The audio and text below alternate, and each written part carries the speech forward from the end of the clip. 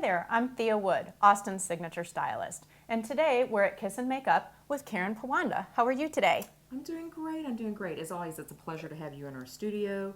Welcome back. Thank you. And today we're going to talk about makeup for hot and humid environments like Austin and the surrounding area. Tis the time. Let's get to it. Okay.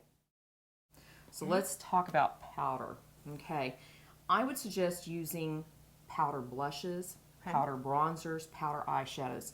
Cream blushes and cream eyeshadows have a tendency to melt away, especially the shadows. They'll line more. So as you're blinking and talking through the day, everyone's looking at the creases in your eyeshadow. Oh, so they're I a see. little more maintenance. So I suggest going powders. Another thing that you can do is go with stains or gels.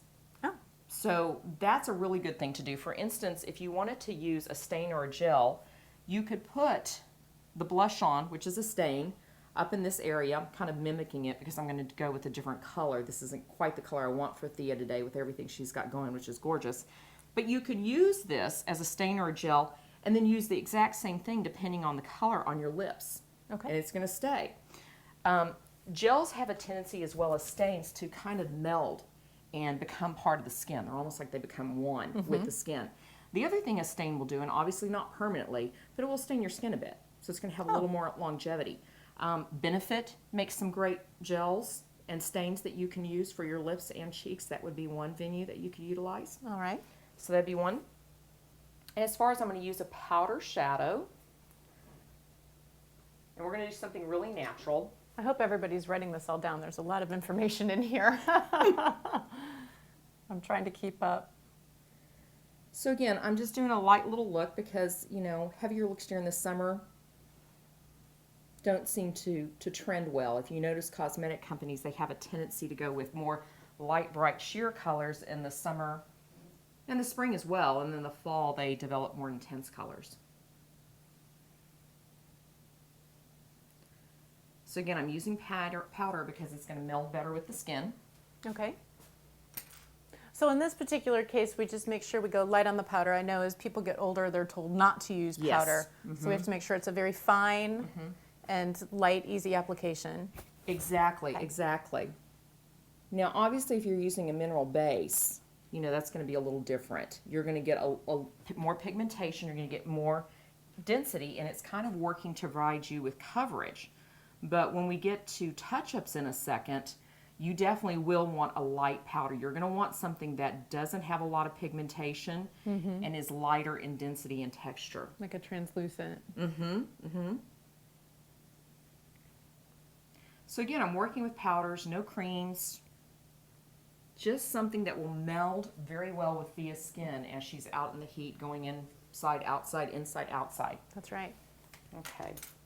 As far as a bronzer, I'm going to use a Senna bronzer, and I'm going to use the brush. This is called Baja.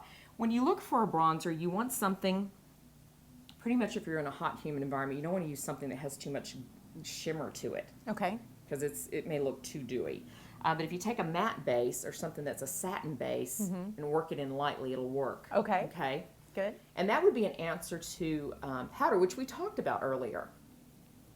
That sometimes you felt just putting your bronzer over was kind of, you were getting 2 for 1 out of that. Exactly. It was better than putting the powder on in the summer.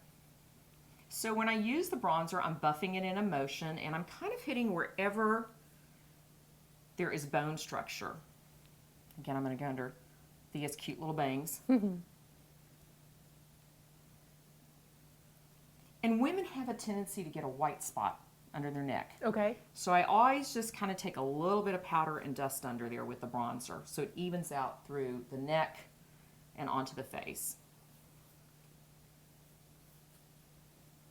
Now, you can use bronzers, or you can use blush, or you can use a bronzer and a blush. There really aren't a lot of rules. You just have to know, why am I doing something?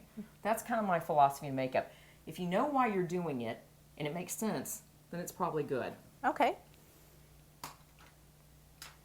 And I'm going to use this great color in a little fan brush to show you how to do a blush application. So we're using this great color. This is Senna. It's called Poppy. With a fan brush, it's a color wash brush.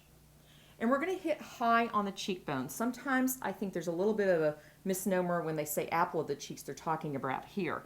But really, there's not a lot we want to see in that area. We're trying to pull the vision up, and it brings gravity up, and it's going to focus on her eyes. So I'm just adding a little bit of color right there.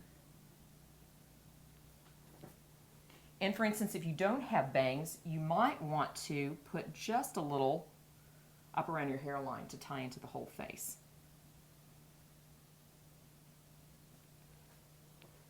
Okay.